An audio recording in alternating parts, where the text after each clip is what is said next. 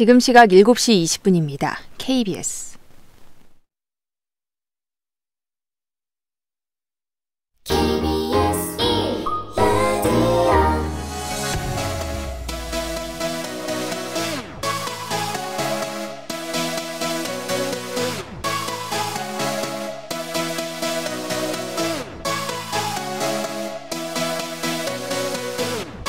KBS 열린 토론.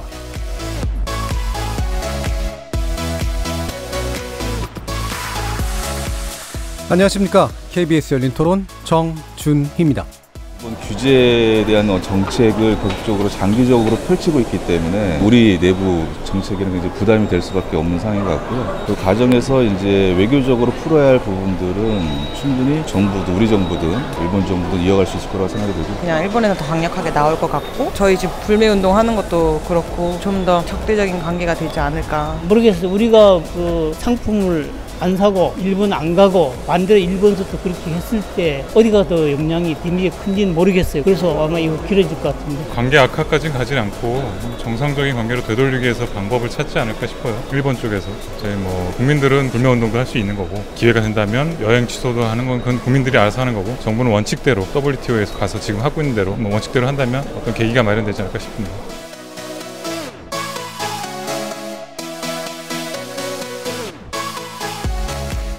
거리에서 만나본 시민들의 의견 어떻게들 들으셨나요? 오늘 토론할 주제는 바로 위기의 한일 관계 외교적 해법은입니다.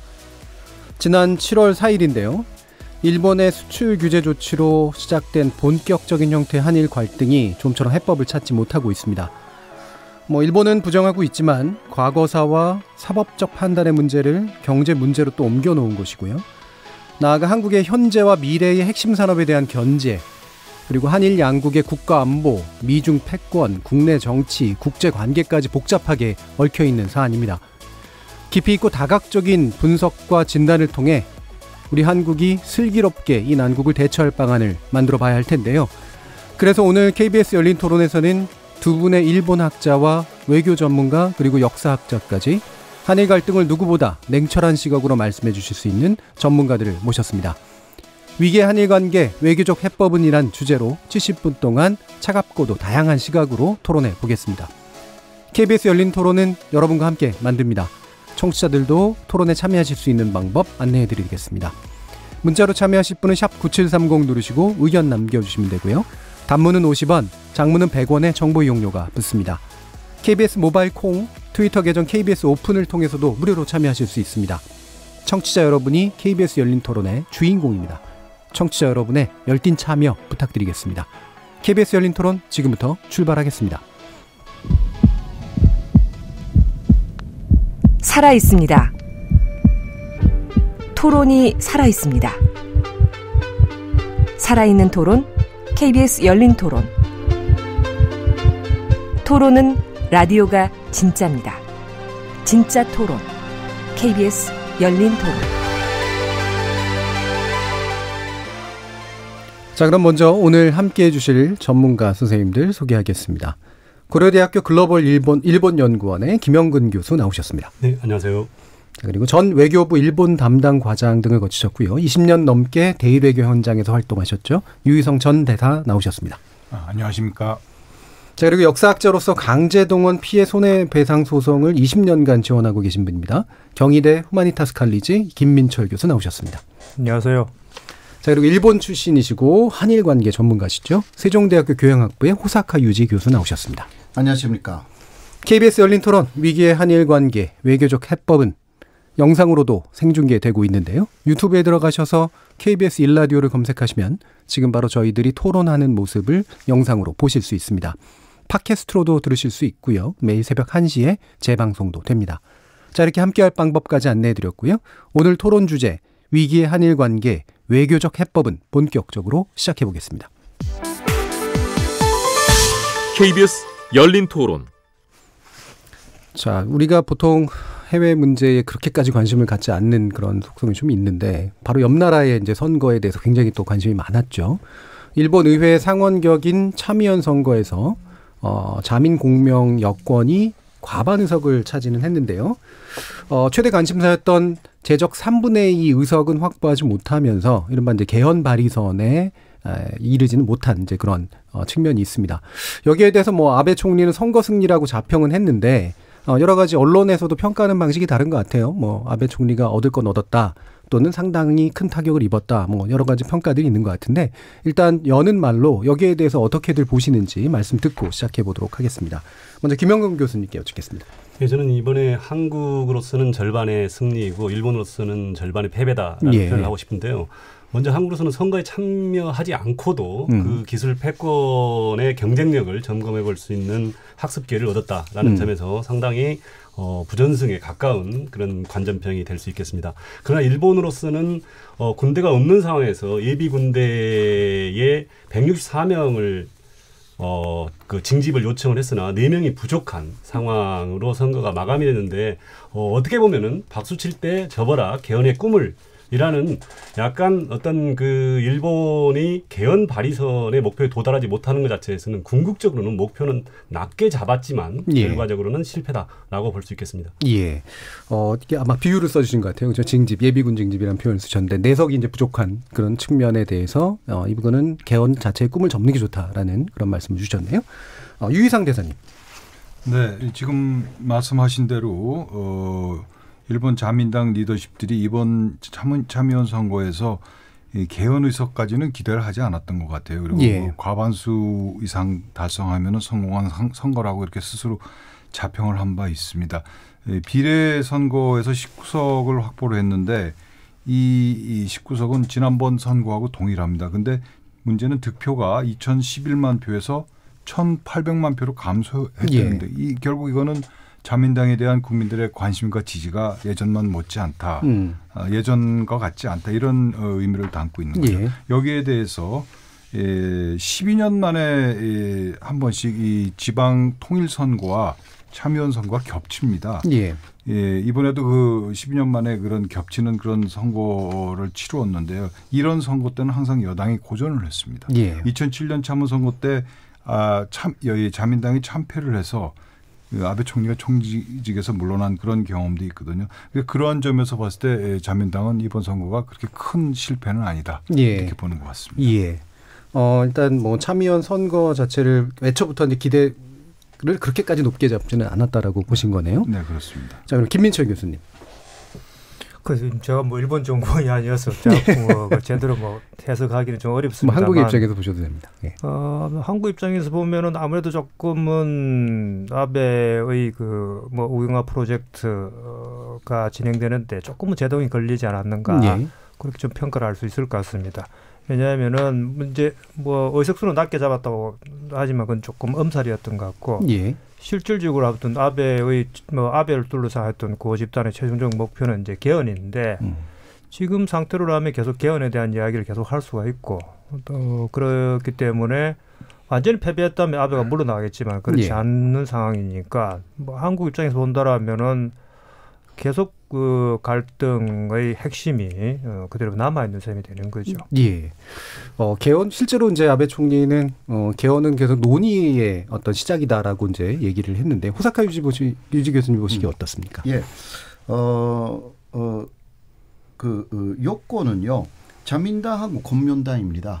이거 합해서 141의석이었습니다. 전체를 봤어요.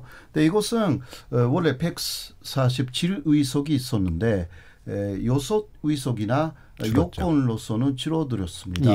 그리고 더 중요한 것은요. 28석을 얻은 이번에 공명당 자체가 개헌에 대해서 적극적이지 않습니다. 처음부터요.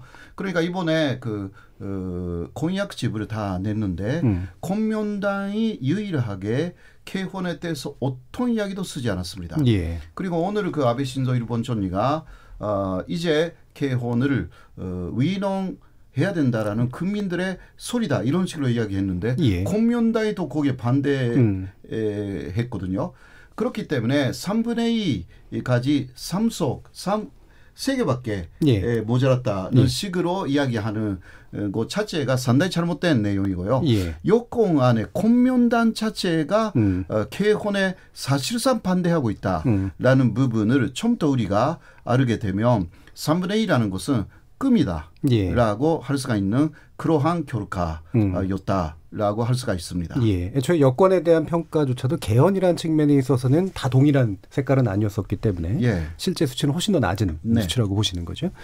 자, 그러면 이 참의원 선거가 현재 같은 결과를 낳게 한 것 중에 여러 가지 원인들이 있을 텐데 일단 투표율도 그렇게 높지는 못했고 그다음에 지금 연립 정부에 대한 어떤 반응이랄까요? 이런 것들이 좀 안 좋게 나온 그런 측면들이 있는데 이게 뭐 연금 문제라든가 여러 개 있지 않겠습니까? 호사카 교수님이 보시기에는 어떤 게 가장 주요했다고 보시나요? 이번에는 역시 연금 문제가 굉장히 큰 문제로서 부각됐고요. 그리고 소비세 8%를 10% 올린다라는 것에 상당히 부정적인 의견들이 많았습니다. 그렇게 하면 지금도 아베노믹스가 사실상 상당히 지금 문제를 안고 있는데 일본 경제에 직격탄이 온다. 그런 부분도 역시 이번에 아베 정권에 대해서 완전히 긍정적인 평가를 국민들이 하지 않았다라는 내용이라고 생각하고요. 기타 굉장히 여러 가지 자민당에 안 좋은 부분들이 있었습니다. 이번에 그러니까 자민당이 완전히 승리하지 못했던 이유 중 하나가 이거 한국에 대한 보복 조치에 대한 평가라기보다 일본 내 문제가 상당히 여러 가지가 있었습니다. 하나 더 말씀드리면 아베 총리가 유세로 나갔는데요. 거기에 아베 그만둬라라는 또 반대 사람들이 나왔는데 그 사람들을 경찰이 연행해 갔습니다. 이거는 언론의 자유라든가 표현의 자유를 계속 말해왔던 일본 민주주의가 아닙니까? 거기에 대한 도전이다라고 해서 일본 시민들이 굉장히 반감을 이번에 많이 가졌고 그 동영상은 300만 뷰라든가 그러한 기록을 했기 때문에 이런 것도 많은 영향을 이번에 눈에 안 보이는 영향을 이번에 선거에 줬다 그렇게 볼 수가 있습니다. 김영경 교수님. 보통 이제 선거라고 하면 방금 호사카 유지 교수님이 말씀해 주셨던 내용이 굉장히 중요합니다. 그럼에도 불구하고 외견상으로서는 여당 입장으로서는 날씨가 작용했다. 당시 그날은 태풍의 영향으로 투표가 저지할 수밖에 없었다. 그래서 1995년 7월 23일에 치러진 선거에서도 이제 44.52%라는 굉장히 낮은 투표를 차지하는데 그 당시 그런 날씨와는 관계없이 가령 국내 정치적인 요소들이 어떻게 작용하는가를 본다면은 결국은 언제나 어떤 젊은 층 20대는 2016년에 35.6% 지지율이고 이제 60대 이상이 70.7%라는 지지율을 본다 그러면은 이 젊은 층 특히 아베노믹스에서 굉장히 가장 많이 혜택을 받았다고 하는 가장 보수가 두터운 20대의 지지를 끌어내지 못했고 또 그리고 지금 상당히 일본 내에서도 논란이 거듭되고 있는 실버 민주주의 70대 이상의 60대 70대의 실버 민주주의 자체의 지속적인 그러니까 자민당의 대항마가 전혀 없다라고 판단하면서 본인이 이번에 선거에 가지 않더라도 충분히 자민당이 선전할 거고 승리를 거둘 것이다라는 기대감인지 아니면 연금 문제라든지 특히 사학 스캔들로 아베 수상의 부인인 아키에 그래서 우리가 저기 아키에 리스크라고 하는 악기의 리스크가 극복되지 못한 그러니까 결국은 일본 내에 축적된 피로가 결국은 날씨와 더불어서 같이 표출됐다라고 보겠습니다. 일단 선거 분석은 이 정도까지 하고요. 그러면 이게 이제 사실 우리한테 어떤 영향을 미칠까가 좀 더 이제 중요한 문제 같아서 그쪽으로 좀 이동을 할 텐데요. 일단 우리 관심사인 WTO 이사회에서 이제 한일 양국이 아마 논전을 이제 벌이게 될 것 같고 그래서 이번 주가 굉장히 중요해 보입니다. 여기에서 이제 우리 정부가 어떻게 대응을 하고 있는지 그리고 어떤 논의로 대응할 필요가 있는지에 대해서 우리 유희상 대사님 의견 들어보죠. 오늘 뉴스 보도를 보니까 일반 유사회가 개최되는 모습들이 잡혔는데요. 기자들이 100여 명 이상 모였다고 그러더라고요. 그러니까 한일 간의 이 대결이 전 세계의 이목을 끌고 있는 것만은 틀림이 없다고 생각을 하는데 아직까지 이 일반 이사회에서 어떤 토론이 진행되었다는 얘기는 아직 제가 뉴스에서 보지는 못했습니다만 예상되는 수수는 우선 한국의 경우에는 일본의 그 수출 규제 조치가 가트의 그 여러 조항들이 있습니다만은 뭐 11조 같은 경우에는 수량 제한을 금지하는 조항입니다. 일본이 수출 조치를 그러니까 제한 조치를 하게 되면 이게 결국 수량 제한하는 그런 효과가 있기 때문에 이게 가트 조항에 어긋난다. 11조입니다만 그런 주장을 할 수 있고 일본으로서는 거꾸로 21조 상의 그 안보상에 필요한 경우에는 수출 제한을 허용한다는 규정이 있습니다. 이걸 주장을 하리라고 보는데 근데 이 21조 규정은 적용이 매우 엄격합니다. 실제 올 4월에 러시아 우크라이나 분쟁 때 러시아가 이 수출 규제 이 조항을 유리하게 적용을 했는데 당시는 준전시 상황이었다. 이런 판단을 했고 또 그럼에도 불구하고 러시아 주장에 대해서는 많은 국가들이 비난을 하는 그런 상황입니다. 일본이 지금 현재 의견 수렴 중이라고 하는 화이트 국가 27개 나라가 지금 그 대상국이 되어 있는데 여기서 이 리스트에서 한국을 제외하는 프로세스를 지금 밟고 있다는 얘기인데요. 이거는 가장 중요한 가트 1조 회원국 간의 평등한 대우 규정을 위반하는 그런 조치가 됩니다. 따라서 이러한 얘기들이 서로 주고받는 그 논전이 벌어지라고 생각을 하는데 전반적으로 저는 이 수출 금지 조치 자체에 대해서는 국제 여론상 살펴볼 때 일본이 좀 불리하지 않을까 그런 생각을 합니다. 지금 이제 북한으로의 이제 유출 문제를 이제 걸고 사실은 나섰는데 그럼 실제로 북한으로 유출되는지 보자라고 하는 안을 이제 우리 정부가 제시했더니 그걸 거부한 거 이것부터도 사실은 좀 문제가 있지 않습니까? 김병민 교수님.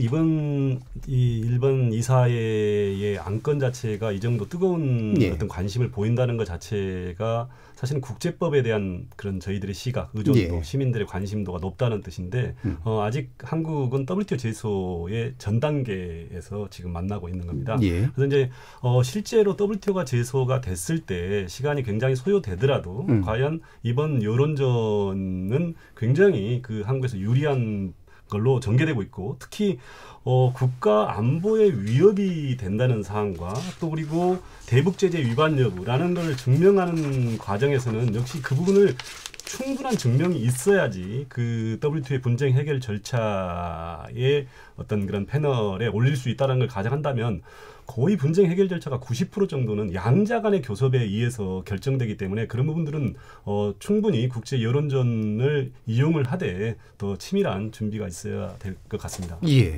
그래서 지금 아까도 이제 우리 유 대사님께서 말씀주셨던 것처럼 그 다음 수순이 이제 그 화이트리스트에서 그러니까 백색 국가 명단에서 이제 제외하는 좀 더 그 큰 조치를 이제 취하지 않을까라고 예상하는 건데 이게 그 가트 협정을 더 심각하게 위반할 수 있는 그런 문제가 되잖아요. 그런데 일본은 사실은 좀 추진할 것 같은데 호사카 교수님이 보시기에 그 근거를 가지고 갈 것 같은가요? 일단 내일 가기 결정을 하겠다. 그런 예고를 좀 한 바 있지 않습니까? 그러니까 화이트 국가에서 한국을 제외한다라는 것은 내일 간여회의 결정에 붙이겠다. 물론 결과가 어떻게 되느냐라는 것을 좀 봐야 되지만 현재까지의 일본 정부의 기세라고 할까 그러한 여러 가지 이야기로 밀어볼 때 내일 아마 백색 국가에서 화이트 국가에서 한국을 제외할 가능성이 있습니다. 그렇게 되면 그게 일본의 간여회의 결정이라는 것이 다시 그것을 뭐라고 할까 변경하는 게 상당히 어려워집니다. 일단 한번 결정이 나면 결정하니까요.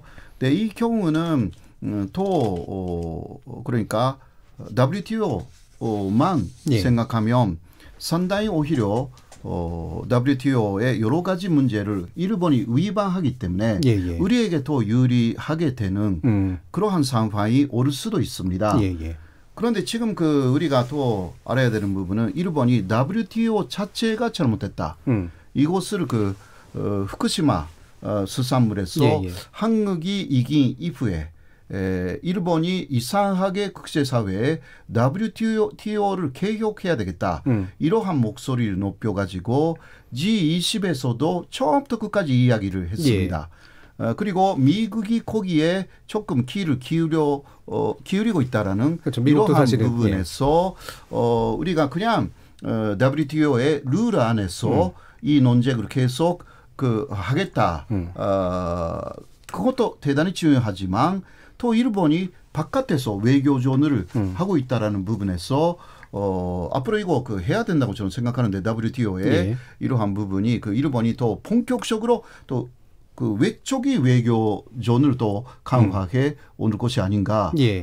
거기에 대비해야 된다. 저는 그렇게 생각합니다. 그러니까 일본이 강요해서 결정 내릴 가능성이 높고 그럴 경우는 외려 WTO에 더 강한 안 좋은 인상을 주게 되지만 실제로는 WTO를 벗어난 범위에서의 외교도 굉장히 중요하다라고 보시는 거죠. 김영우 교수님.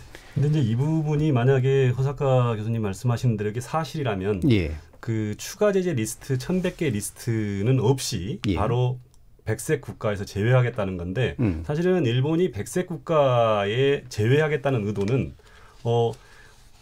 그걸 제외하지 않고 추가 제재 리스트만 발송을 하게 되면 가트 1조 1항의 최외국 대우라는 그다음에 또 무차별 원칙에 여기에 벗어나기 때문에 백색 국가에서 제외시킴으로써 결국은 그 1조 1항과 11조 1항의 어떤 위반되는 사항에서 벗어나고 싶다라는 전략이 강하기 때문에 어떤 강요 회의에서 가기 결정이 난다고 치면 결국은 저희들이 추가적인 제재 리스트를 걱정하지 않고 바로 WTO의 어떤 그 국제적인 효율성, 제도의 체크 부분으로 들어가기 때문에 어떻게 보면은 한국으로서는 더 유리한 상황의 전개가 될 수도 있겠습니다.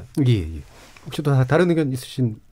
그러면 이 부분은 좀 더 아마 지켜보면서 이게 실제로 WTO 체제 자체에서 우리가 그렇게 분리할 건 없는 그런 상황은 맞는 것 같고요. 좀 더 근본적인 문제로 이게 대법원의 강제징용 노동자에 대한 이제 배상 판결이 현재와 같은 것들을 불러일으킨 직접적인 도화선이 됐는데 그 배후에는 이제 1965년 한일 청구권 협정을 어떻게 해석하느냐라는 문제까지 또 자리하고 있습니다.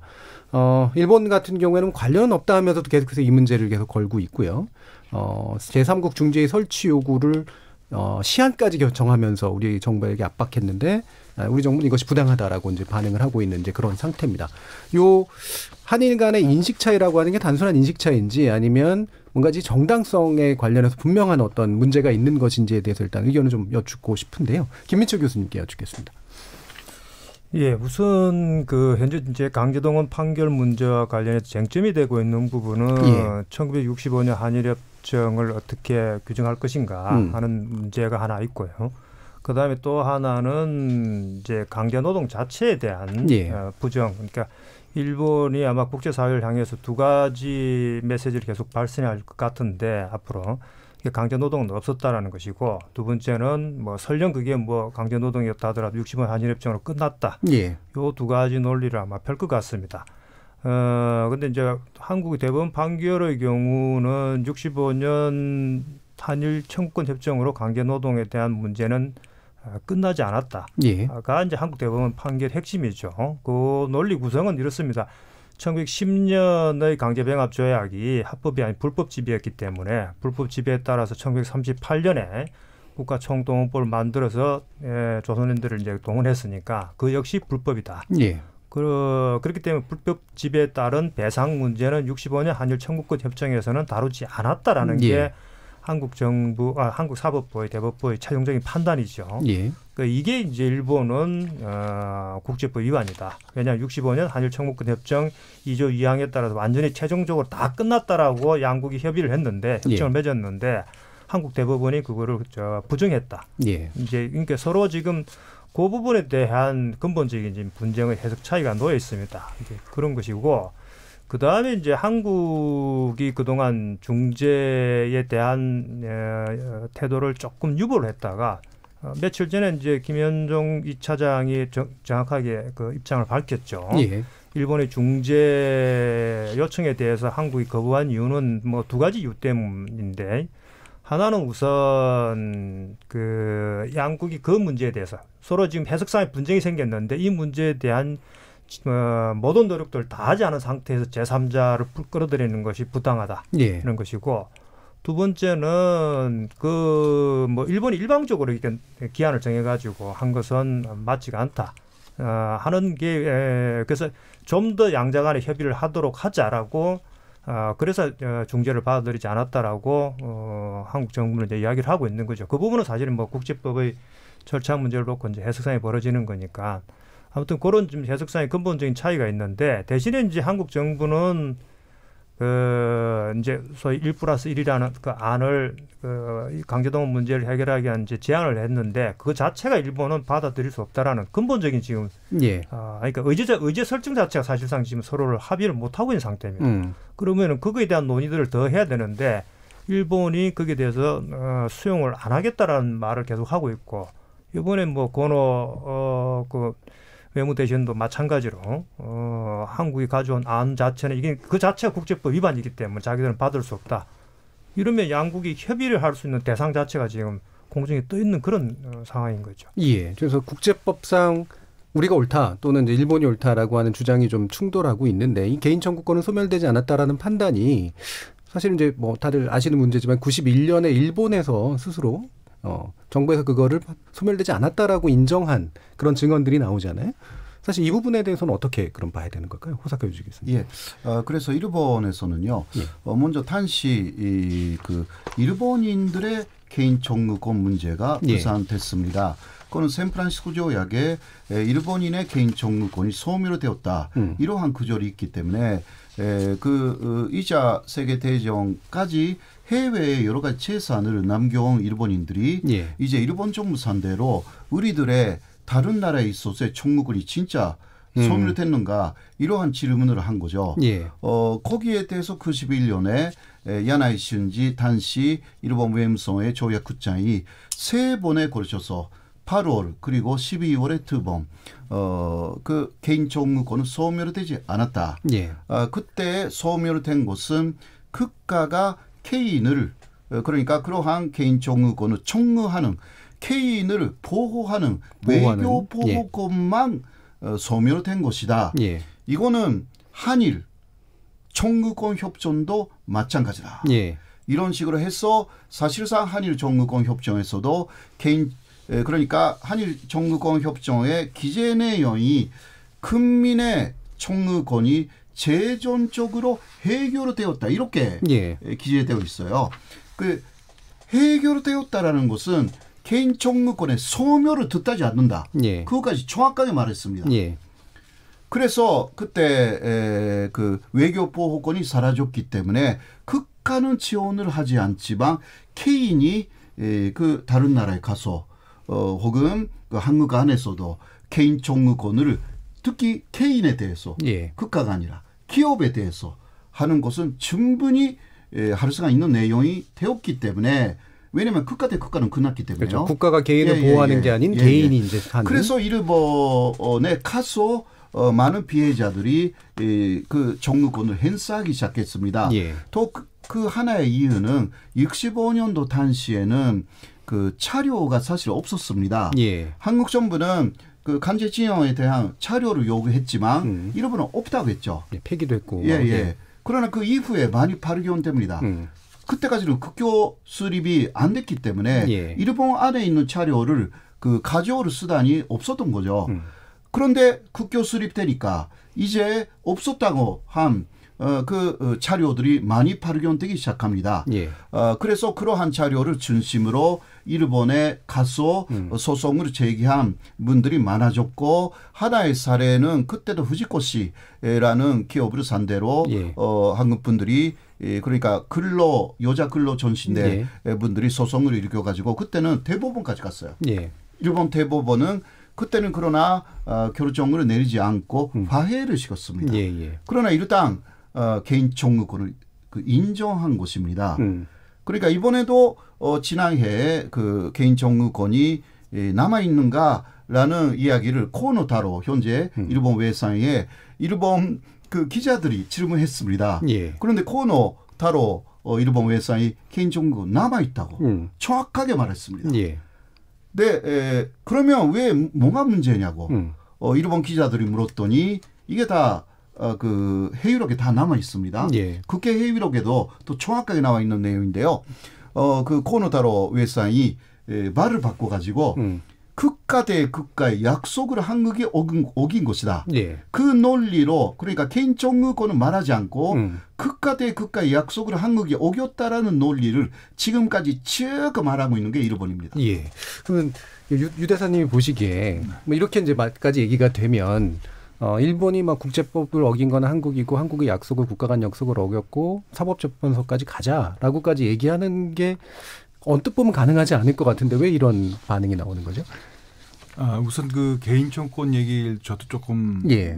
좀 하고 싶습니다. 그 사실 한일 청권 교섭 과정에서 이게 13년 8개월이 걸렸습니다. 예. 제일 민감한 이슈 중에 하나가 개인 청권 문제를 어떻게 처리하느냐 하는 문제가 있었죠. 그래서 일본은 마지막까지 개인 청권을 소멸시키기 위해서 애를 썼고 한국은 좀 살려놓으려고 애를 썼는데 결국은 우리가 일본으로부터 자금을 시급히 받아야 되는 상황이었기 때문에 일본의 요구를 우리가 들어줄 수밖에 없었습니다.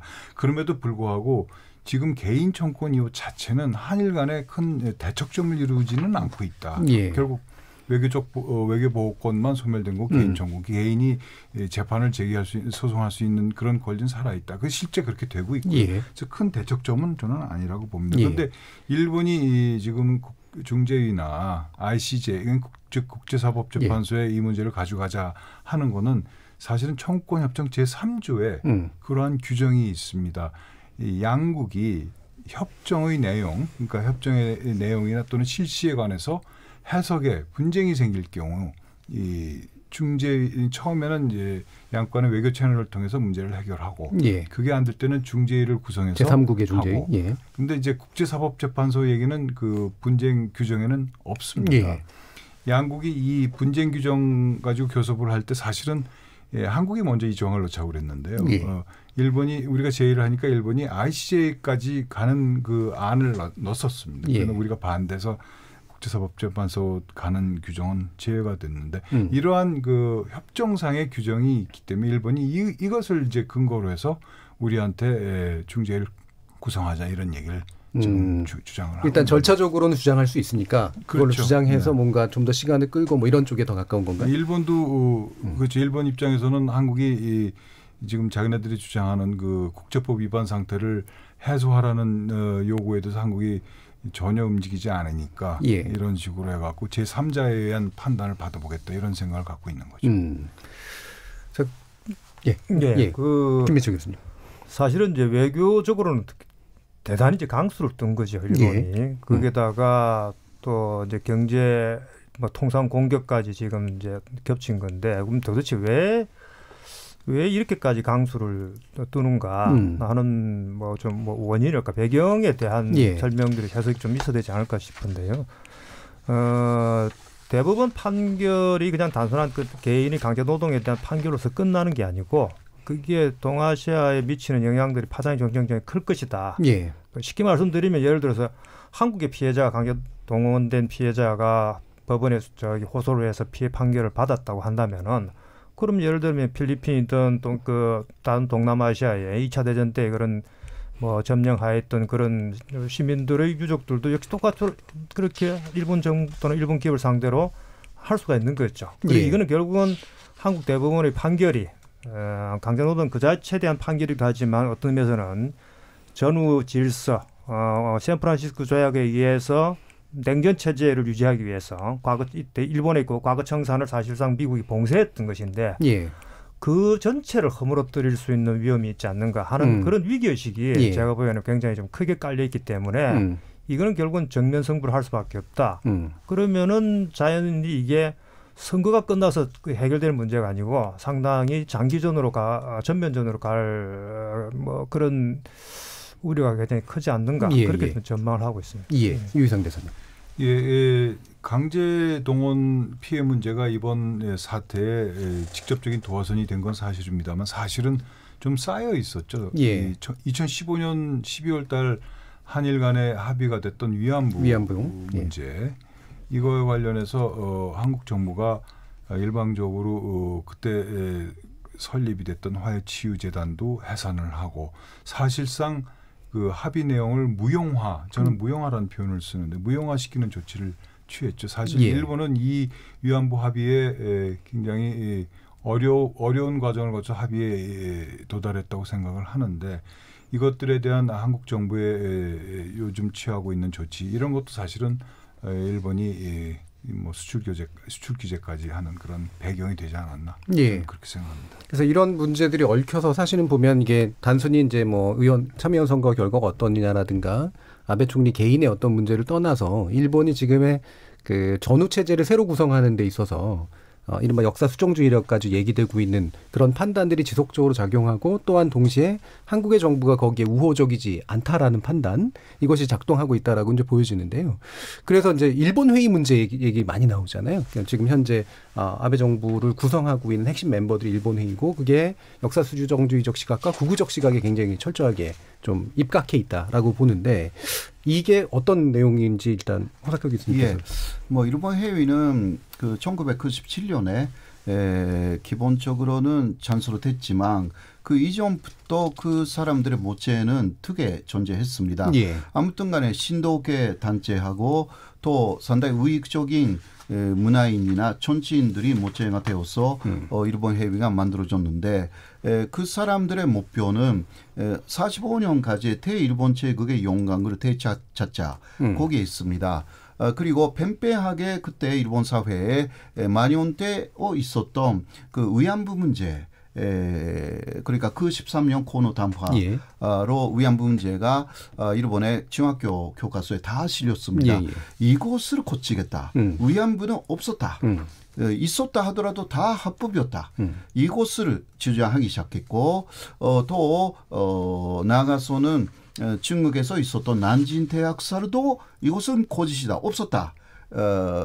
일본이 아시아를 침략한 것이 아니라 백인 지배로서 아시아를 해방시킨 게 일본이다라는 사실상 45년까지의 그 일본의 침략을 전당하는 사상을 다시 현재에 부활시키는 것을 목표로 하고 있고 야스쿠니 신사를 참배하는 것은 이거는 당연한 일이고 이런 식으로 사실상 아베 정권의 사상적 기반을 다 제공하고 있는 게 일본 회의고 아베 신조 일본 총리는 매일 일본 회의가 제공하는 지라시를 읽고 그 나라를 그 하루를 시작한다. 이러한 이야기까지 있는 정도로 그리고 또 일본 회의의 회장, 부회장으로 또 아베 총리는 계속 역임했고요.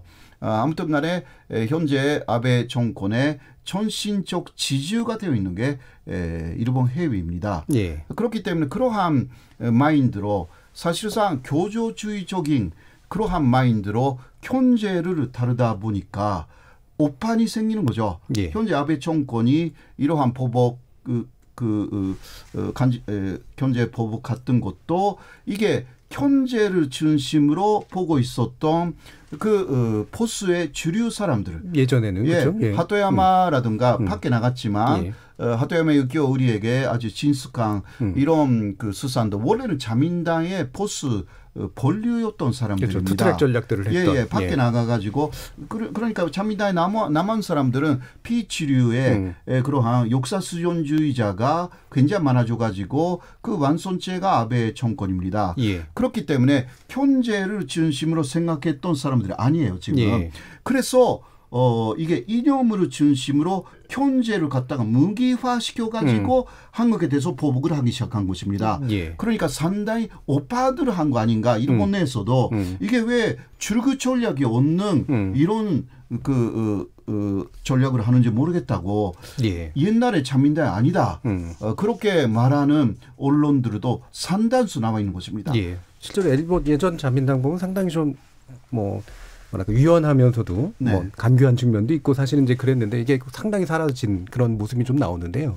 좀 말씀처럼 이제 조국 수석이 이제 어제 청와대 수석 보좌관회의에 대해서 일본 회의의 정체라는 책을 들고 와 일종의 메시지잖아요. 일본 정부를 그렇게 본다는 얘기고 또 일본 정부에서는 또 되게 좀 거의 대놓고 이제 탄핵 얘기도 하고 대통령 탄핵 얘기도 하고 한국 정부가 바뀌지 않는 한 별로 협상할 의지가 없다는 것 메시지를 보이는데. 이 양국 정부가 이렇게 서로를 그렇게 이해를 하는 게 지피지기인지 아니면 문제를 사실은 더 이상 풀 수 없게 만드는 어떤 상태인지 좀 견해를 좀 여쭙고 싶어요. 일단 우리 김영근 교수님 의견 들어볼까요? 예, 방금 그 말씀 주셨듯이 어떻게 보면은 일본의 전형적인 그런 외교 정치 행태는 관료 주식회사, 그러니까 관료의 탄탄함에서 그렇죠. 시스템으로 어떤 제도나 정책이 나오는 거였는데 개인적인 특히 아베 수상 관저 주도의 레짐이 크게 작동하는 체제로 바뀌었다라는 과정에서 지지 기반들을 어떻게 모을 것인가. 80년대에서는 주로 파벌의 정치를 했다면 파벌의 정치에서 벗어나서 정치적인 이념 기반들을 사상적 기반들을 모아서 지지파들을 모으는 어떻게 보면은 같은 가족의 족자를 떠서 이걸 야스쿠니 참배를 지지하는 야스쿠니족이라든지 일본 회의족이라든지 이런 것처럼 정치 이념을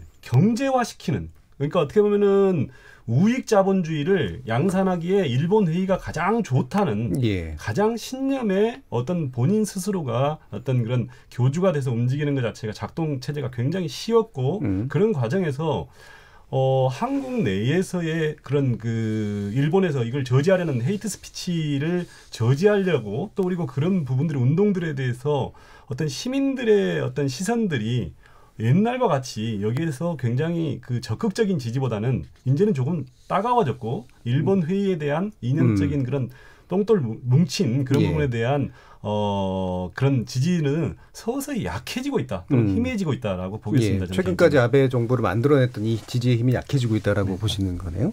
유희상 대사님.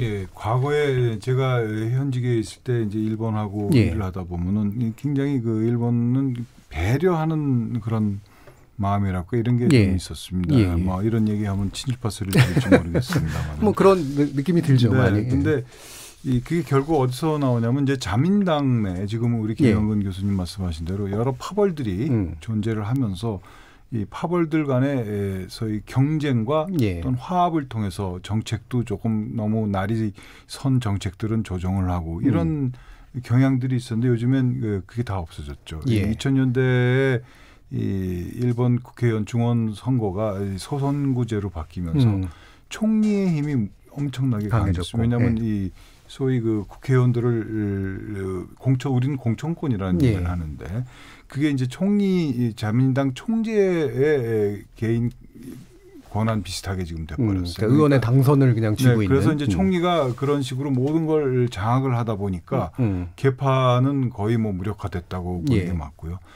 또 심지어는 요즘에는 아까 김영근 교수님 그 관료가 일본 사회를 이끌어 나갔다고 말씀을 해주셨는데 이 주요 부서의 국장급 인사들까지 총리 관저가 직접 챙깁니다. 그러니까 관료들이 소신껏 과거에는 일을 했다. 이런 얘기들을 우리가 많이 해왔는데 지금은 총리 관저의 눈치를 보지 않았습니다. 인사권이 과도하게 들어가는 그런 모습. 뭐 과도하다고 표현은 그게 정상인지 어떤지까지는 제가 잘못. 우리 같은 경우에는 우리도 조금 주요 보직들은 청와대에서 직접 관여를 하지요. 근데 이 내각 책임제 국가에서 내각 조금 이상한 겁니다. 그래서 일본이 그런 식으로 점점 자민당 일당 독재의 길로 가는 거 아닌가 하는 생각이 들 정도로 정치 체제가 지금 바뀌고 있기 때문에 한일 관계도 조금 더 쉽게 경색이 되고 쉽게 풀리지 않는 그러한 양상을 띠는 게 아닌가. 자민당이 일극의 이념적인 체제로 경직되고 있고 게다가 총리로 이제 많이 권력이 몰리는 이런 구조라는 거죠.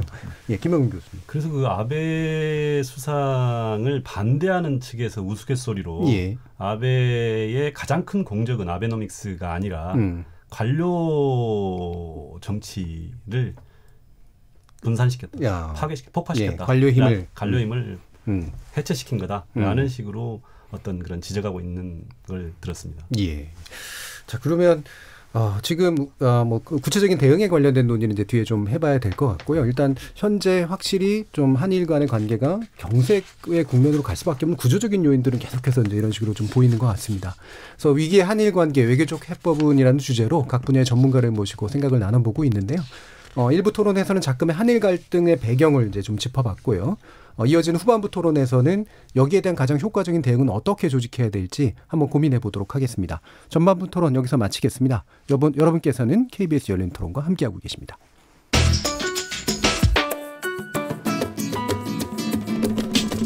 묻는다, 듣는다, 통한다. KBS 열린 토론. 듣고 계신 청취자 여러분 감사드립니다. 들으면서 답답한 부분은 없으신가요? 궁금한 점은요? 그렇다면 함께 토론에 참여하시죠. 유료 문자 샵 9730을 이용하시면 됩니다. 단문은 50원, 장문은 100원의 정보 이용료가 있습니다. 스마트폰 어플리케이션 KBS 모바일 콩을 통해서도 무료로 참여하실 수 있습니다.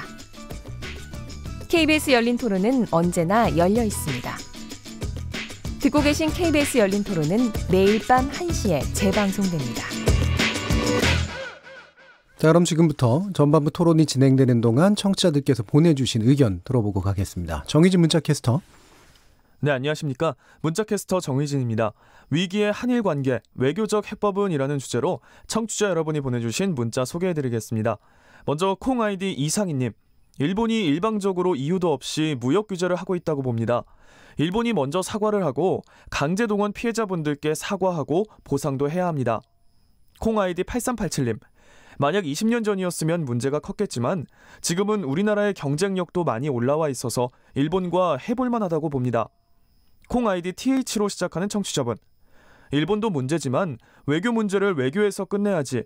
일본이 경제로까지 끌어들일 때까지 먼 산만 쳐다본 정부의 책임이 크다고 봅니다.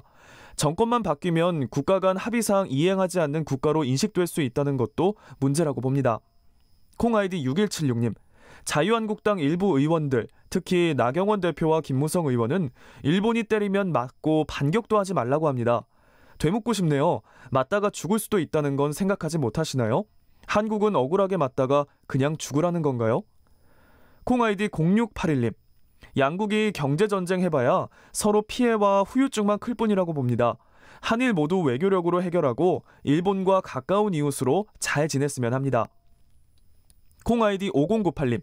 되도록 일본과 싸우지 않는 게 낫다고 생각합니다.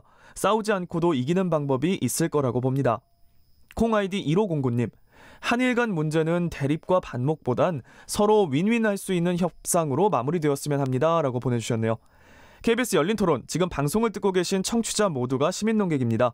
청취자 여러분의 날카로운 시선과 의견 기다립니다. 지금까지 문자캐스터 정의진이었습니다. 뭐든지 이야기해. 날 이해시키려고 해봐. 서로의 대화가 하나 되길 기대해. KBS 열린 토론. 자, 그럼 후반부 토론 시작해 보겠습니다. 고려대학교 글로벌 일본연구원 김영근 교수, 유희상 전 외교부 대사, 경희대 후마니타스 칼리지 김민철 교수, 세종대학교 교양학부 호사카 유지 교수, 이렇게 네 분과 함께 하고 있습니다. 자, 지금 이제 우리가 일본과 어쨌든 그래도 외교적 해법들을 모색하기 위해서 노력은 당연히 해야 되고 다양한 대응 방법도 좀 고민을 해야 되는데요. 문 대통령은 이제 단호한 입장을 계속 밝히고 있고 기본적으로 이제 그 길을 강조하면서 자존감과 단합을 강조하는 그런 이제 모습들을 보이고 있습니다. 여기에 뭐 이제 야당도 초당적 대응에 대해서는 기본적으로 협력을 하겠다라고 얘기는 하는데요. 사실은 이 우리의 내부가 뭐 하나로 일치단결할 필요까지는 없다고 봅니다만 이견들은 당연히 필요한 거니까요. 근데 이게 뭔가 이렇게 자꾸 이제 친일과 친일 프레임 뭐 이런 식의 문제로 좀 가고 있는 그런 측면들도 있다고 보는데 현재 이제 정부의 대응 방식, 방향성 자체에 대해서 일단 좀 평가하면서 우리나라 이제 정치권에 관련된 이야기까지 함께 좀 해주시면 어떨까 싶습니다. 일단 유 대사님께 여쭐까요? 예, 한일 관계가 이렇게 악화되고 이런 거는 사실은 이번이 처음은 아닙니다. 예. 제가 일본 업무를 담당할 때도 예를 들면 김영삼 정부 때 일본이 한일 어업협정을 일방적으로 파기해서 그때도 관계가 굉장히 악화됐고요. 또 노무현 대통령 재임 시절에도 일본이 다케시마의 날, 독도의 날이라는 걸 제정하는 바람에 소위 영토 전쟁 이런 양국이 명분을 내걸고 아주 치열한 대립을 한 적이 있습니다. 그런데 이번 사태는 조금 더 근본적으로 과거의 문제들과는 다른 측면이 있습니다만은 악재들이 계속 축적이 되어 왔다 하는 점이 하나 있습니다. 예를 들면은 이명박 대통령께서 독도를 방문했다든지 그다음에 뭐 일왕에 대한 사과 발언도 하셨고요. 그다음에 이제 박근혜 정부 때 위안부 문제로 경색이 됐었고 합의가 이루어졌는데 이번 정부 들어와서 아까 말씀드린 대로 무용화. 그다음에 이제 최근에 이 강제징용 문제 등 이렇게 악재들이 계속 축적이 되는 이 단기적으로는 이런 요소들이 있는데 그거 플러스 한일 간의 구조적인 변화가 지금 일어나고 있습니다. 가장 큰 변화는 뭐냐면 양권의 국력의 차이가 점점 줄어들어서 일본이 과거에는 한국에 대해서 어느 정도 여유를 갖고 한국을 대하는 그런 모습들이 종종 보였는데 이제 그런 일본의 여유가 없어졌다. 네. 그다음에 이 지한파 지일파 양국의 이 지한파 지일파가 점점 무대에서 퇴장을 하고 있어서 문제들이 생겼을 때 수면화에서 양국 간의 갈등을 조금 녹여줄 수 있는 그러한 인사들이 더 이상 눈에 띄지 않는다. 그다음에 중국의 부상에 따라서 이 동아시아의 지각의 변동이 일어나고 있고 마지막으로 한반도 평화 프로세스 일본이 소외되면서 일본이 굉장히 초조해하는 이러한 현상들이 구조적으로 변화가 일어나고 있습니다. 따라서 우리 정부는 이러한 한일 간의 갈등의 원인이 뭔지를 정확히 판단하는 게 우선 제일 중요하고요. 두 번째는 이 정확한 정보를 파악한 위에 이 정부가 이러한 파악된 정보를 국민들한테 조금 효율적으로 알리는 그러한 모습도 중요하다고 생각합니다. 최근에 언론에 홍수처럼 쏟아지고 있지 않습니까? 이 한일 관계에 관한 문제. 그런데 그중에 어떤 게 진짜 우리가 믿을 수 있는 뉴스고 어떤 게 가짜 뉴스인지 우리가 구분할 수가 없습니다. 특히 이 경제 문제는 우리가 전문가가 아닌 이상 어느 정도 우리 산업에 나쁜 영향을 끼치는 거 우리가 알 수가 없는 거거든요. 이제 이런 거는 정부 내에 좀 권위 있는 당국자들이 언론사들을 좀 모아놓고 아주 효율적으로 좀 브리핑을 해주는 그러한 방법도 중요하고요. 아까 교수님 말씀하신 대로 여야 간에 지금 패를 나누는 그러한 현상들이 일어나고 있다고 그랬는데 과거에는 이 정부가 외교 행위를 할 때는 이 국회는 정치권은 여야 관계없이 이 정부에 힘을 실어주기 위해서 목소리를 하나로 모으는 그러한 모습들을 많이 보여주셨는데 최근에는 그런 모습들이 사라진 거 아닌가. 따라서 뭐 지금 얘기할 것들이 너무 많지만 몇 가지 이런 점들을 염두에 두면서 정부가 조금 효율적인 전략을 수립해 나가는 게 필요하지 않나 이렇게 생각합니다. 이제 정부의 대국민 메시지가 되게 명확하고 그다음에 정보를 좀 잘 가려줄 필요가 있다는 지적이시네요. 김영근 교수님. 저는 개인적으로 그 한일 관계가 재난에 빠졌다라는 담론을 주장하면서 모든 문제를 재난 안전으로 연결을 시키는 뭐 거의 그냥 그쪽에 집중하고 있는데요. 그런 과정에서 또한 한일 관계를 화해의 길로 이끌기 위해서는 가장 쉬운 분야가 재난 안전 분야나 환경이나 에너지 협력이다라고 주장을 했는데 그렇다면은 이번에 재난 한일 간의 7.4 무역 제조체 재난에 빠졌는데 왜 이게 협력이 불가능한가라는 그 이유는 역시 한국이나 일본이나 위기의식이 굉장히 약했다. 그래서 그 위기의식이라는 측면에서 본다면 어제 그 고용노동부가 이 7.4 무역제재에서 피해를 보는 걸 구제하기 위해서 이걸 사회적 재난으로 규정했다는 뉴스를 보고 정말 그 제 시대가 왔구나라는 그 생각을 좋은 조치라고 보시는. 네, 저는 이걸 어떤 뭐라 그럴까 무역 제재 조치를 경제적인 이런 사항 무역 분쟁을 사회적 재난으로 규정했다라는 단어에서 굉장히 뭐 나름대로 이 부분 자체에 대해 제가 주장을 해서 별 지지를 못 받았었는데 굉장히 어떤 반가우셨군요. 반가웠고요. 그래서 그런 면에서는 이 부분에 대해서 우리나라가 더 이상 그 일본 기술 패권의 경쟁력이 뒤지지 않도록 추월할 수 있는 부분 자체에 탄탄하게 가져보자라는 그런 그 준비 과정은 4차 산업혁명 시대에 추가적인 제재 리스트나 다음 타격이 될 어떤 분야에서 특히 저는 일본이 4차 산업혁명이라는 단어를 쓰지 않고 소사이어티 5.0이라는 단어를 쓰는 것에 주목하는데 거기에서 가장 주목하고 있는 2014년부터 수소 백서를 내면서 수소 경제 사회를 내놓고 있습니다. 우리는 5년 늦게 그 수소 경제 사회의 플랫폼을 제시를 했고 드라이브를 걸고 있는데 AI라든지 로봇이라든지 4차 산업혁명의 어떤 시스템 반도체에 새로운 드라이브를 걸면서 신성장 동력을 가져가야 된다. 근데 특히 제가 7월 달에 7.4 조치 당일날 발동한 날 일본에 들어갔었는데 그 이틀 후에 그 수소 전략 회의에 70개 기업과 그 정부 기관들이 모여 있는 장소에 들어갔었습니다. 근데 올해 9월 25일에 2차 국제 수소 강요회를 개최합니다. 근데 거기에 한국 기업은 한 군데 들어있지 않는데 상당히 많은 발표자들이 한국이 두렵다. 수소 경제 사회를 이제 시작했지만 금방 쫓아올 것 같다는 두려움을 표출하고 있습니다. 그런 부분에서는 역시 한국과 일본의 경쟁력, 어떤 그런 기술 경쟁력 차이는 백시장 하나다. 금방 잡을 수 있다라는 자신감을 가지고 어떤 그런 산업계와 또 그리고 정부와 또 그리고 시민들이 힘을 합한다면 어떤 굉장히 이게 좋은 찬스다. 탈일본화의 계기가 될 것이다라고 보고 있습니다. 일단 이제 피해는 최소화하려고 노력을 하되 그 피해에 대해서는 감당을 해주고 그다음에 구조적인 어떤 개편까지 나아가는 그런 기회라고 보시네요. 호사카 뮤직 교수님. 그래서 외교적인 노력이 필요하다. 그런 말씀을 많은 분들이 하시고요.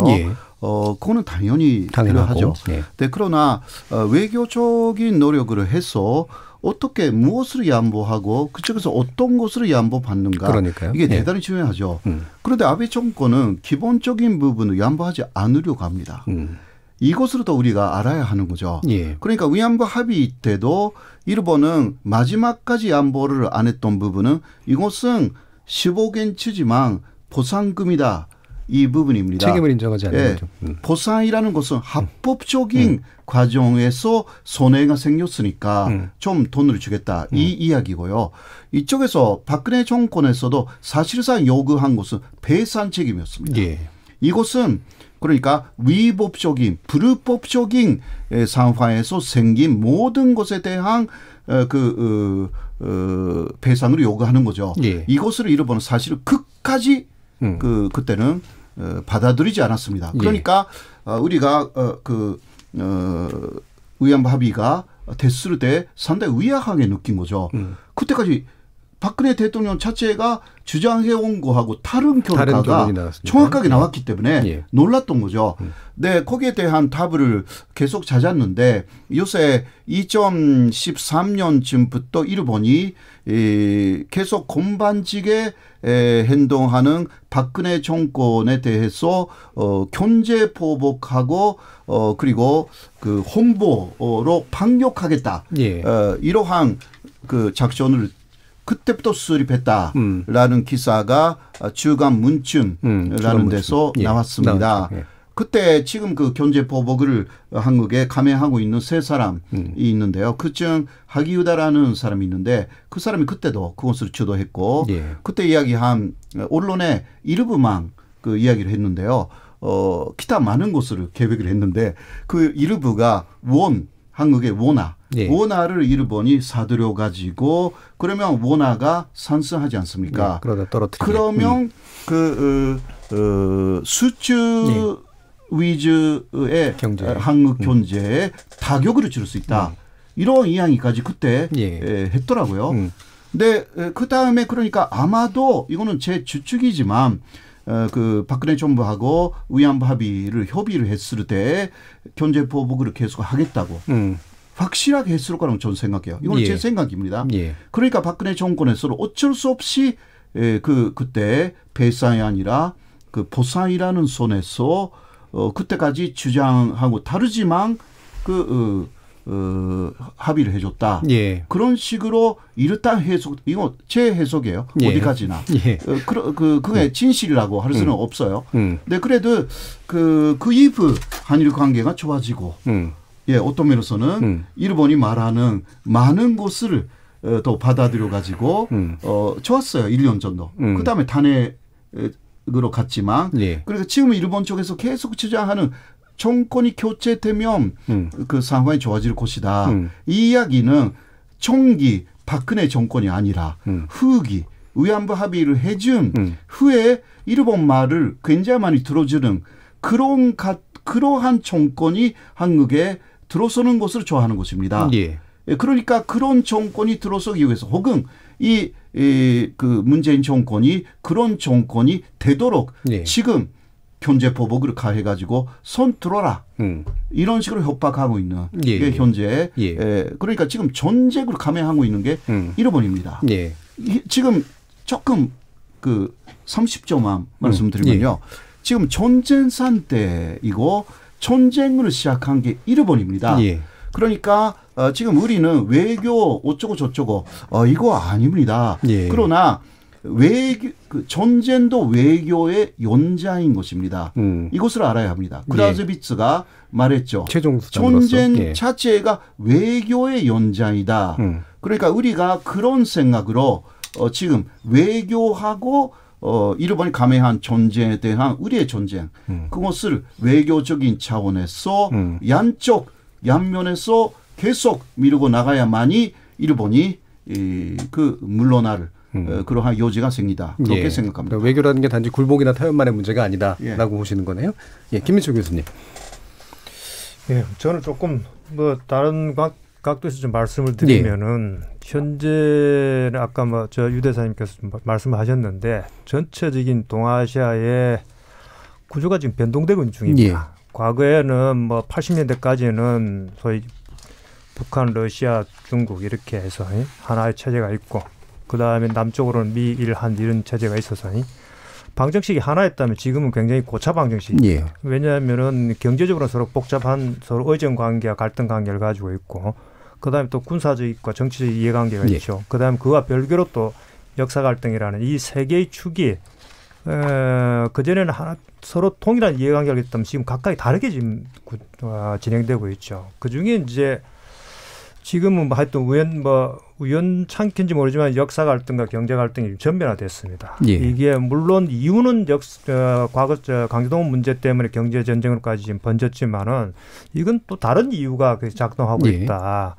그래서 과거에 2013년인가 미국의 암티지 3차 보고서에서 던졌던 질문이 이겁니다. 일본이 1위 국가로 떨어질 것인가 아니면 1위 국가로 남을 것인가. 1위 국가로 남으려면은 이런 일들을 해라. 해서 쭉 소위 일본 개혁에 대한 일종의 이제 조언이죠. 암티지가 계속 동아시아에 지금 네 차례 걸쳐서 보고서를 내고 있는데 그거는 뭐냐면 일본이 아무튼 지금 굉장히 여러 형태로 잃어버린 20년 이런 형태로 정치적으로나 경제적으로나 상당한 위기의식을 가지고 있습니다. 그러니까 과거와 같은 그런 어떤 외교적인 또는 경제적 발언권, 힘 이런 것들이 약화되고 있는 상태죠. 그런 것들이 이번 갈등의 중요한 하나의 배경으로 작용했을 것이고 과거 같으면은 일본의 경제력으로 사실 한국이 거의 거기에 종속됐다고 하지만 예속된 형태의 그런 기술적인 분야에도 있었지만은 지금은 그런 것들이 굉장히 많이 좁혀졌습니다. 그래서 이런 위기의식들이 전체적 경제에 대한 전체적인 어떤 그 재조정 과정에서 갈등들이 전면화된 게 아닌가. 그래서 경제 문제와 저는 그렇게 생각합니다. 경제 문제가 설령 해결된다 하더라도 이건 결국은 지금 서로 이제 이건 미국, 중국 다 지금 서로 얽혀 있는 문제이기 때문에 그 문제 해결된다 하더라도 역시 강제동원 문제는 또 다른 형태로 계속 남아 있을 것이다. 그러면 그 문제를 이제 어떻게 풀 것이냐 하는 그런 또 다른 또 과제일 것 같습니다. 그럼 유 대사님, 간단하게만 여쭌 문제는 아니긴 합니다만 그래도 외교 경험을 가지고 계시니까요. 현재 그 작은 의미에서의 외교, 다시 말하면 뭔가 이렇게 타협을 해나가면서 이렇게 서로 거래를 하는 그런 방식이 어느 정도까지 좀 가능하리라고 보십니까? 일본하고 맞습니까? 지금 당장엔 좀 어렵지 않을까 싶습니다. 우선 접점을 찾아야 되는데 접점이 이루어지지 않고 있습니다. 이런 상황에서는 정상회담이 개최될 리도 없고 개최된다고 해도 효과를 발휘할 수 없습니다. 그래서 그 접점을 찾는 노력을 해야 되는데 결국 실무자들이 아무리 어려운 상황이라도 서로 만나서 서로 상대방이 무슨 주장을 하고 있고 상대방이 왜 화가 나 있고 이런 것들을 파악을 해서 거기에 맞는 맞춤형 대응을 하는 게 지금 필요한 거 아닌가 이런 생각을 합니다. 알겠습니다. 더 깊은 말씀들 나누고 싶은데 시간이 좀 거의 다 돼서요. 이제 마무리 발언을 해야 될 시간인 것 같습니다. 여러분들께서 지적해 주셨지만 이게 표면적으로 경제적인 갈등으로 나타나고 있지만 사실은 세력 재편, 구조 재편 과정하고 밀접히 연관돼 있다고 하는데요. 마무리 발언 해주시면서 지금 볼턴 안보보좌관의 방한이라든가 이런 것들을 보면서 우리가 미국에 기대할 바라든가 또는 러시아 군용기 도발 문제에 관련된 부분 이런 것들을 참조해서 우리 정부에게 뭔가 주문하고 얘기할 부분이 있으시면 마무리 발언으로 듣도록 하겠습니다. 먼저 김영국 교수님. 저는 두 가지를 말씀드리고 싶습니다. 그 한반도 평화 프로세스가 잘 돼야 일본이 안전하다. 결국은 한반도 평화 프로세스의 역할이 굉장히 희미해진 일본과 북일 수교 교섭 과정 자체에서 돌파구를 찾지 못하고 있다. 거기에 어떻게 한국이 도와줄 것인가, 조력자 역할을 자처해서라도 결국은 일본의 등을 도닥거려줘야 된다라는 말을 드리고 싶고요.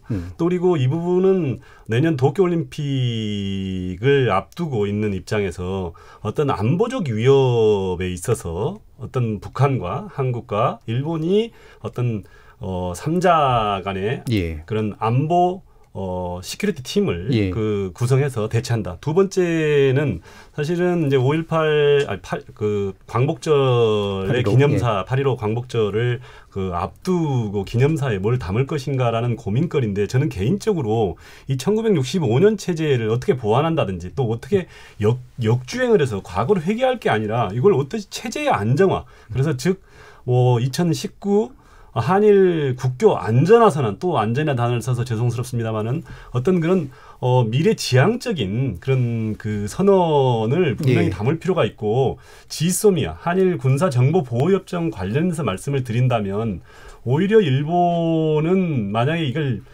강경 발언들이 한국에서 나오고 있었는데 그건 사실은 상당히 조심스러워야 될 거고 그런 부분들이 그걸 구실로 삼아서 이러니까 정보를 못 얻으니까 우리가 개헌을 통해서 군대를 가지고 더 어떤 그런 더 큰 빌미를 줄 수 있다. 빌미를 줄 수 있다. 그래서 리스크가 더 커지지 않는 것을 미연에 방지하는 예방 외교에 집중했으면 좋겠습니다. 알겠습니다. 시간이 한 30-40초 정도뿐이 안 되겠네요. 홍사카 유지 교수님. 먼저 65년도에 끝난 것은 보상 문제가 끝났다. 폐산 문제는 끝나지 않았다라는 것을 간단하게 예를 들면 일제 강점기에는 그 일본인 업체가 한국인을 엄청나게 쿠타하거나 또 돈을 달라고 온 한국인들에게 칼을 뽑아가지고 위협하거나 혹은 사냥종으로 위협하거나 이런 것들이 엄청나게 많았습니다. 그 통화일보라든가 당시 조선중앙일보에 기사들이 많이 남아 있어요. 그리고 임금차별, 그 일본인 오르마, 조선인 오르마 정확하게 자료가 나와 있습니다. 그러한 차별에서 오는 고통 이런 것들이 그때 그 전신적 보상됐다고 하지만 그것은요 전신적 배상 아니었습니다. 배상하는 것은 어디까지나 위법 행위에 대한 배상이기 때문에 이런 부분을 또 한국에서 많이 알아야 되고요. 일본한테도 이러한 메시지를 계속 보내야만이 일본 정부가 정신 차린다. 저는 그렇게 생각합니다. 알겠습니다. 자, 김민철 교수님. 아무튼 뭐 지금 전쟁은 일어났습니다. 원하지 않았는데 뭐 전쟁이 일어났기 때문에 전쟁을 얼만큼 잘 싸워서 이기느냐 하는 문제인데 우선 저는 뭐 한국 정부가 국제적인 여론전을 좀 잘 해놨으면 좋겠다 하는 말씀을 드리고요. 국제사회 규범이나 꼴대를 옮긴 건 한국이 아니고 일본이다 하는 그 논리들이 최근에 뭐 나왔습니다만 그런 것에 대한 좀 적극적인 홍보가 필요하고 그 다음에 이제 여기까지만 듣고 유 대사님 말씀해 드려야 될 것 같습니다. 하고 싶은 얘기를 말씀나 시간이 없어서 간단히 하겠습니다. 이 개인도 마찬가지지만 국가 간에도 자기가 견제하고 싶은 입장들이라는 게 있습니다. 이번 청구권 협정 강제동원 피해 문제 관련해서 한국과 일본이 각각 자기가 주장하는 입장이 있습니다. 그런데 국가 간의 관계는 이런 자기의 입장만 주장할 경우에는 갈등이 생깁니다. 따라서 어디에 국익이 있는지 우리가 일본하고의 관계를 파탄내지 않을 바에는 어디에 국익이 있는지 이해관계가 어디에 있는지를 잘 파악을 해서 거기에 맞는 대응을 해야 된다 하는 게 제 생각입니다. 알겠습니다. 그래서 내일은 또 이제 경제 전문가, 반도체 기술 전문가를 모시고 우리가 어떻게 국익의 문제를 좀 더 잘 짚어볼 것인가, 구조의 문제를 또 짚어볼 것인가를 또 얘기 나눠보도록 하겠습니다. 오늘 토론 함께해 주신 네 분 선생님께 모두 수고하셨다는 말씀드리고요. 그리고 저는 내일 저녁 7시 20분에 다시 찾아뵙도록 하겠습니다. 지금까지 KBS 열린 토론 정준이었습니다.